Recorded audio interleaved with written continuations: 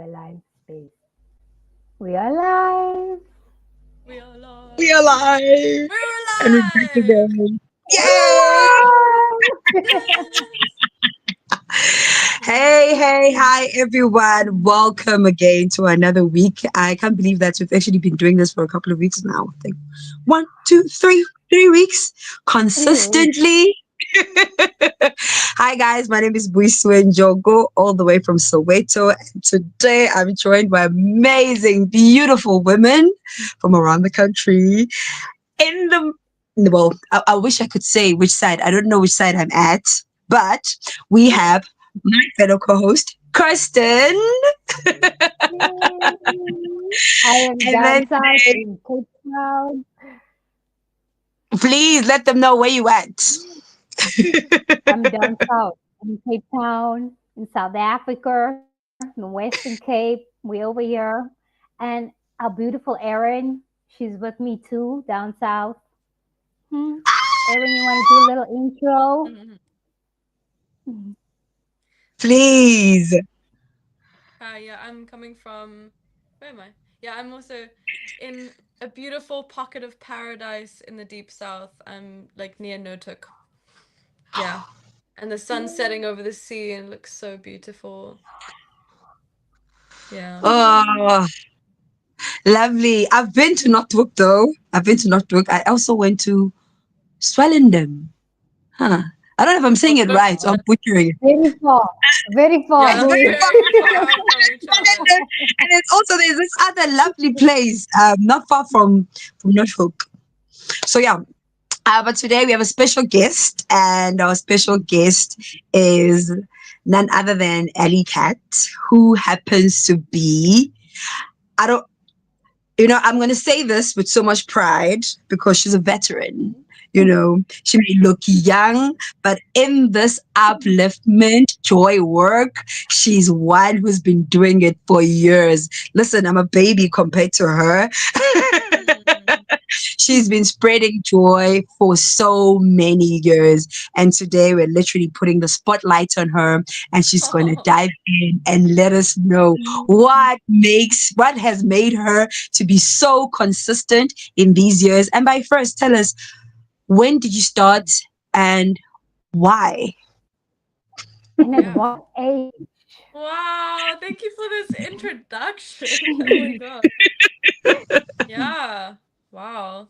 Um, well, my mother, Barbara, who passed away, she was very, very good friends with Nikki. And growing up, she connected me with many mentors. And Nikki was one of those mentors, them being best friends. And I was about 10 years old when I did my first Joy Facilitator training. Um, at we were at Christian Barnard's hospital. Listen, I was like hardly even cognizant, like I was still a baby, but remember it clear as day, driving in the car to the Joy Facilitator training. And so, I mean, I didn't expect anything. I didn't know what to expect. And I Mm-hmm. remember every single detail of that training. Um, yeah, I remember the start, the introduction, how we were introduced. Wow. I remember all of the tools that was taught in care clowning. And I remember specifically on that first training, Nikki showing us how to respond when a kid is running at us or coming Mm. at us with a charge of anger or abuse or something like this, because children don't know how to respond to their own emotions. They just react That's true. because that's just what Mm. they do, you know? And it's not necessarily their fault. But as adults, Mm. we can control how we react. And this was one of my first introductions to seeing how I can respond to someone with energy that is, it isn't mine, and not Mm. react to it. And the way that she she literally, we practiced running at each other and literally taking that person and moving them, like doing this like cool ninja move and moving them past our body. And yeah, so I was 10 years old Wow. when I got this training. And I mean, I can say that, I've been blessed by past lives, Wow. to have this opportunity, been blessed to have a mother Yeah. that cared really deeply about connecting me with mentors that were very aligned in their moral compass and their values. Mm. And ever since then, you know, the upliftment program isn't just the facilitations. Okay, it isn't Mm. just going into the the I almost said hotels, but the hospitals, not the hotels, but anywhere. It's really about gaining the skills and the emotional intelligence tools Mm. to incorporate into any service Mhm. that you personally share with the world. And for me, that looks like my music. So every time that I went into a hospital, or I did a festival, or I was asked to go into a children's home, I'd always bring Mhm. my little ukulele with me, or a musical. And now it's gone deeper into me actually serving people with Anthems for the Future, which I'm sure we'll talk about a little bit later. But Yeah. yeah, that's how I I'm got very involved. that. Just Mhm. a quick You got pause. If I can just offer some context for what Aiden was speaking about with channeling that energy of children. So, what Nikki teaches us in the training is because we go to homes with kids with special needs, sometimes they don't, as Ali was saying, they don't know necessarily how to or what strength they have in their body. So, sometimes it Mm. can be a little bit our attention as facilitators needs to be across the room all the time because sometimes a child can be coming for you even out of excitement and just want to give you a hug, but they don't understand their Mm, strength. So that was the yeah, channeling of the energy, just to add some context to that. But thank you, Erin, for yeah. sharing. I really like that. I Perfect. really like that. And also that you've started as a care clown. I'm Yes. sure that was a little bit sometime challenging for you. And I just Mm, want to know, with you learning all these essential skills as young as you were at 10 years old, to be channeled to see play in a different way.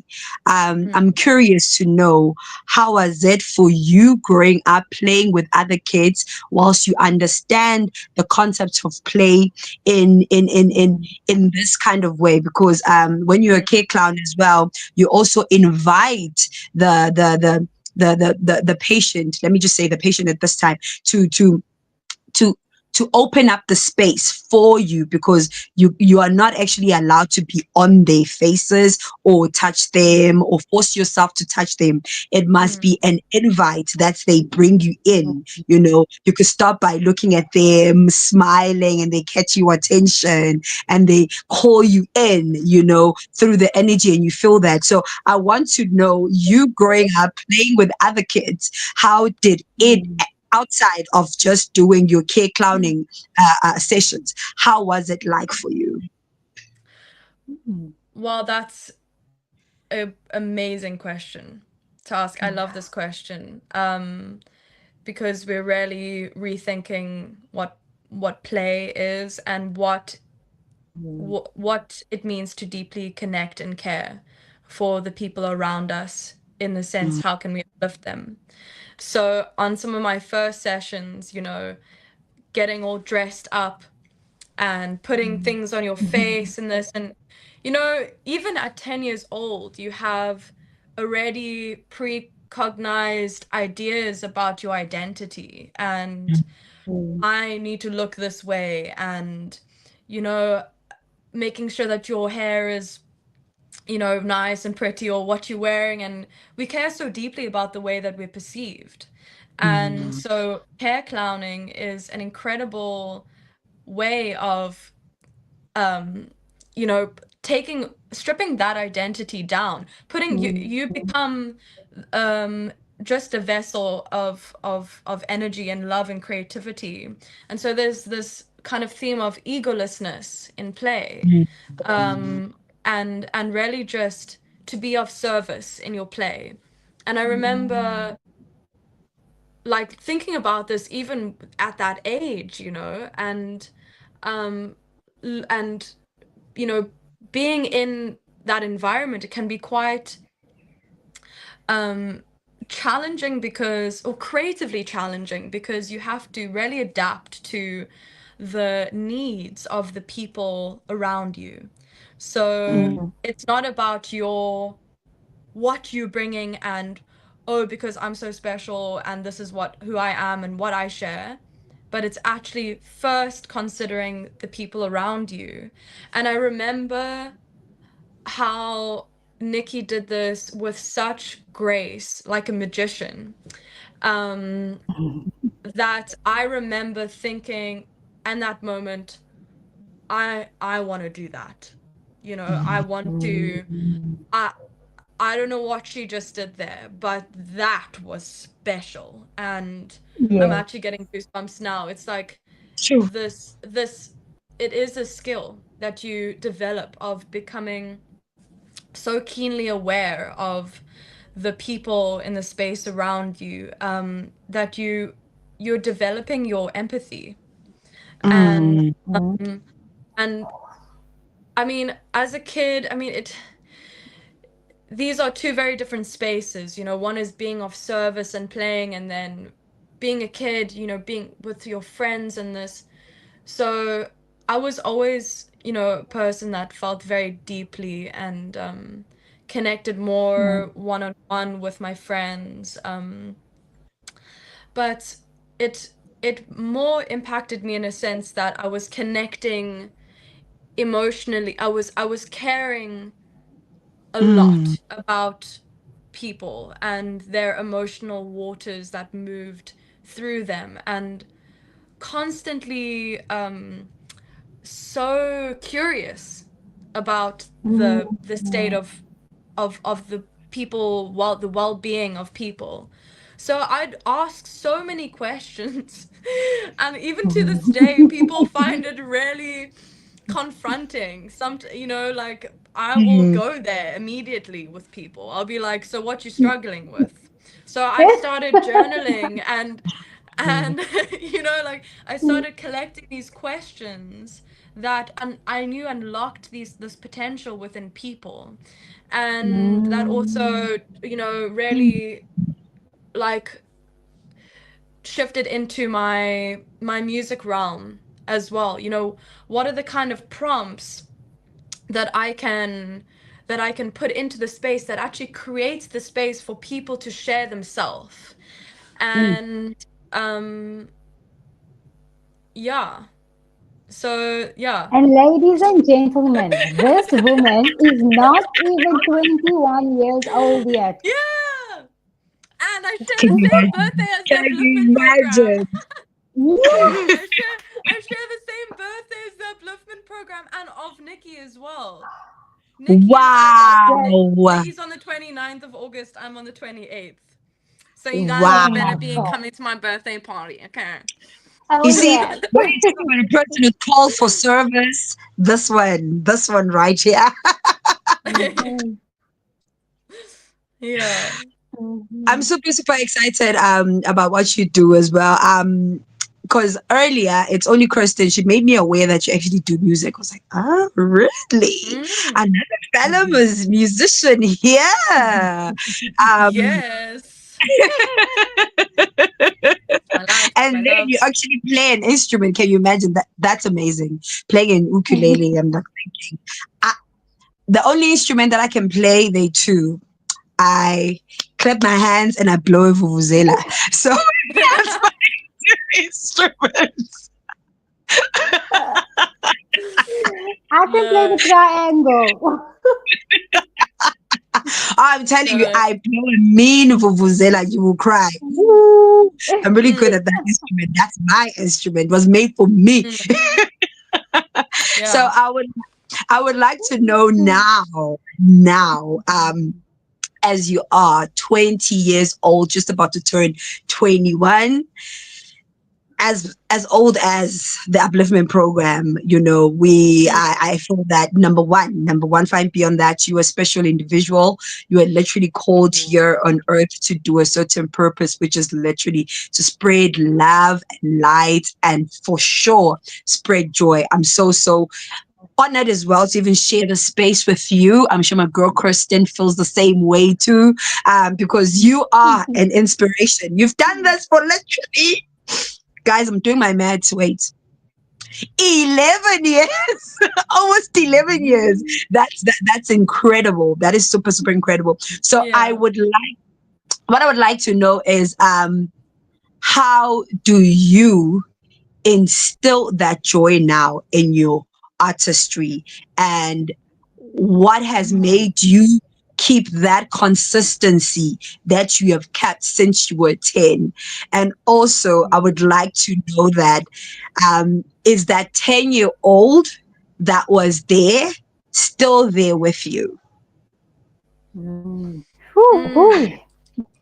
yeah, I love these questions. The synergy is felt in the space. Um, yeah, the joy of expression. It's um again, it's so important to do the training with the upliftment program, because it's not just going to the places and this. It's about gaining the emotional intelligence tools. So Mm. learning brag, LLC, all of these tools that move you through the creative process with ease. Um, so you were saying, how do I instill the same joy in my music? Yes. Yo, so okay, so the same time that I started the upliftment program was the same time that I began my music journey. So I've been practicing for 11 years now. Um, and it's I started with the ukulele, but even before that, I started with the djembe and being involved in drumming circles and just being around music, like music. And my parents weren't musicians, but we've always been surrounded by music and drumming circles and this. So it started kind of with the djembe in preschool, and then I was 10 and I saved up for my first ukulele, and then I went on, to baritone ukulele. And then 2 years after that, I got a guitar, and then the same year I got a piano and started playing with the piano. And then a little bit after that, then I started learning Ableton and music production.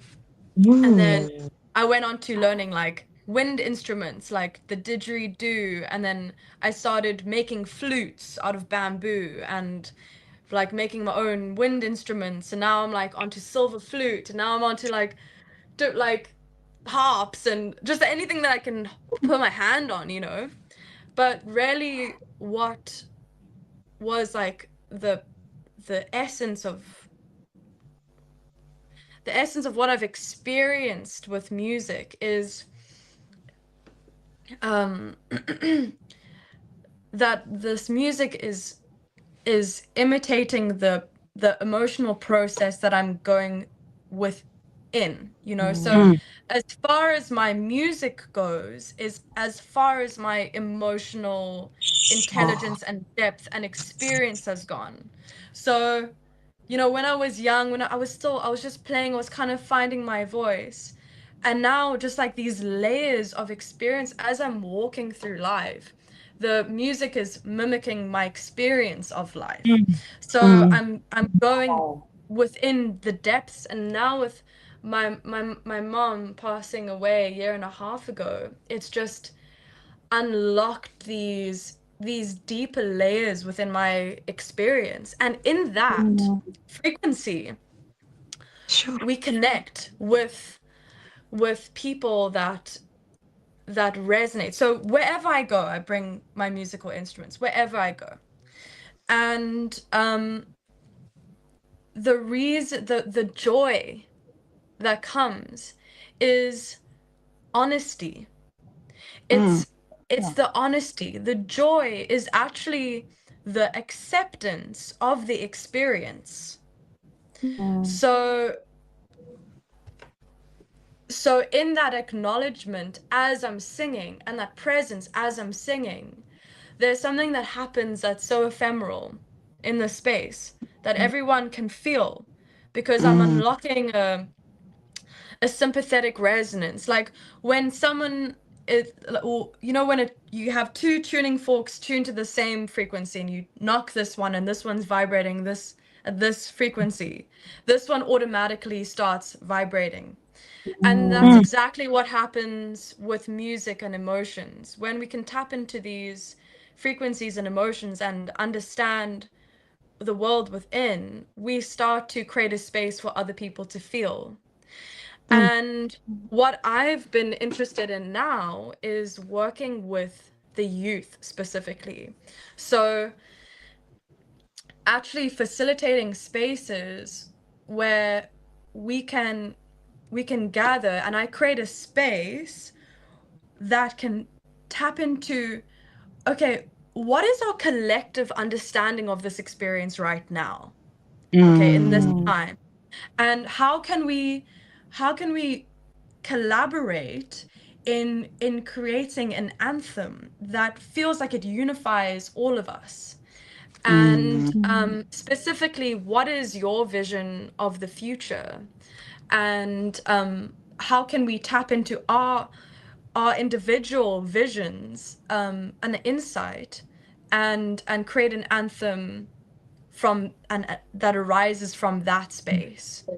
So that's been my study now, is actually facilitating spaces for other people to step into their expression, which I offer vocal classes if you want, if you must put them in there.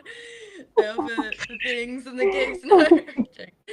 But That's yeah, it's really amazing. been more about the expression of other people, and creating a space for other people to empower themselves, which brings me so much joy, and other them joy. Yeah. Sure. I felt so many different emotions from you as you were explaining. I don't know how you felt, Kristen.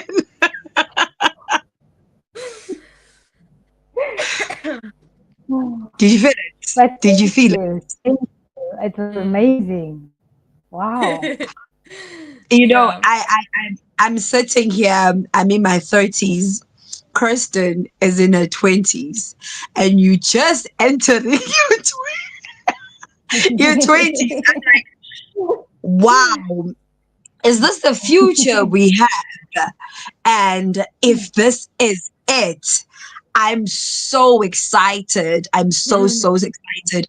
I can't wait for so much positive work that's going to happen to the rest of the world, because what I'm actually seeing here after hearing your story, from your mom having an amazing, she's so blessed, having an amazing foresight to put you in that space at Yeah. the age of 10, and look how it has shaped you to what kind of individual that you are.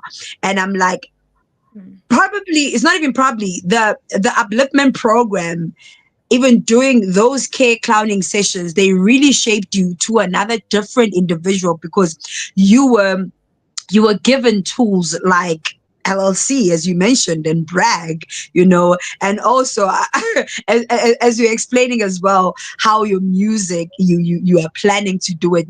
For me, I'm hearing a win wins. That's also another true. I'm like, it's everywhere. It's everywhere. Mm, And I'm so excited of the future. And I'm really thinking that, don't you think that Kristen, every 10-year-old should actually be in the be a K clown? Because clearly there's a relearning and unlearning Mm, of certain things, and it shapes you to an mm, amazing individual. mm.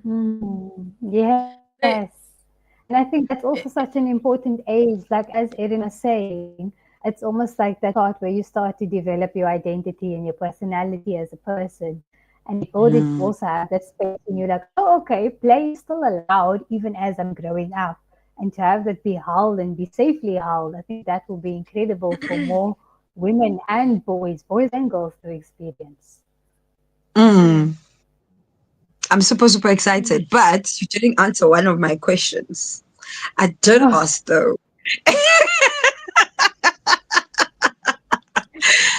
What you Is got for that me? 10 year I'm old? ready.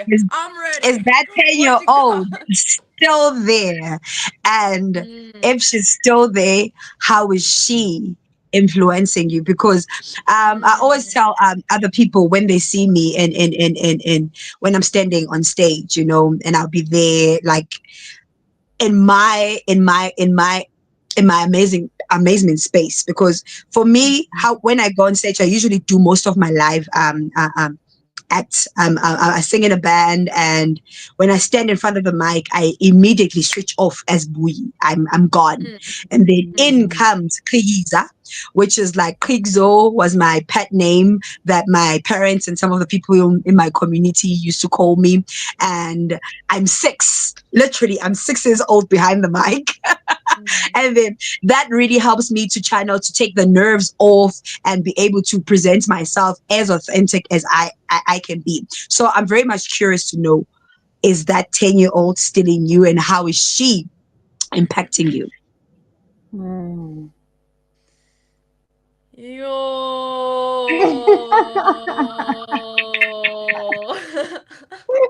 Oh, um, yeah. Wow. Um, it's there's so many like layers of experiences that I've created almost this shell, this identity of who I am and what I've done, that can sometimes prohibit us from connecting with that childlike nature. Mm. And Mm, thinking about it's kind of like this what you're bringing to me is this remembrance of who I was then, you know? And when I think about her, I have just, all of this compassion in my heart. Um, Mm. but also, there was this raw potential being a 10-year-old. There was such a raw expression of life. And mm, I almost feel like I'm able to play a lot better now. I'm able to Wow. play I like I have a lot more fun. I feel like I have a lot Oh. more freedom. I feel like I have like a lot Mm. more freedom of my expression because I've created that structure and that control of mm, the of my own discipline within music and within my own expression. And I feel like I can dance wider and bigger because I've felt Mm. so much. So mm, there's definitely like a compassion that I feel for her, but Mm. I feel very connected with my play to this day, that I'm almost honoring her as I'm being of service to others and Yeah. of service to music in this. Yeah. Yeah. Yeah. Thank you. Thank you for sharing that, Erin. And I think Mm. in our last few moments, I just want to share that Erin is doing her Anthems for the Future workshops with a Project Ubuntu in Yes. Masipumulele. And I get to join her next week Wednesday. I'm so excited. I'm so super Yeah. excited. And I think before we say bye, Erin, do you want to share anything from your event that you have next week? Yeah, so an original artist, and I've been this last year I've traveled across the world. I went to America and Mexico and the Amazon and experienced these really like very deep experiences, and these beautiful songs have birthed from my experience. And even though I'm not registered with Samro and have the YouTube channel and all of these things, I know. I'm gonna be I'm on it, okay? Don't worry. Good, I'm good. gonna be facilitating, well, I'm not I'm gonna be performing at the Hollow Tree in Hout Bay on the 22nd of August, where I'm going to be debuting my original music, and it's going to be storytelling, and there's going to be a special guest appearance, and there's going to be fire, and it's going to be so much fun. Um, and it's also a somewhat fundraiser so that I can afford my album at the end of the year. Because I'm Nice. recording an album at the end of the year at Piece of Eden. So yeah, it would be amazing to to see you there. Wow. Thank you, Eden. Thank you so much for your Yeah. time and for sharing your Otherwise, story. Uh, I'm Song of Aaron on Instagram. Song of there we go. Aaron. There Please we go. Go definitely, find if that, anyone is follow, listening and to love this, all the stuff. mhm, definitely must follow. It was for me. I think I'm just going to say it was such an honor to share space with you alongside my amazing co-host Kirsten. It was such a blessing. We literally have a star in our midst, and watch Ellie Cat just so. You know, it's going to be so amazing. I can't wait to see your future as it is so bright. Thank you for your time. Thank you for your service and keep on being a blessing that you are. Oh, thank you, Eden. Thank you, Bowie. You guys are Thank you. incredible. Sending lots of love. Mwah, mwah, mwah. Mhm. And what do we say, Kirsten? It's a bye. It's a bye. Bye.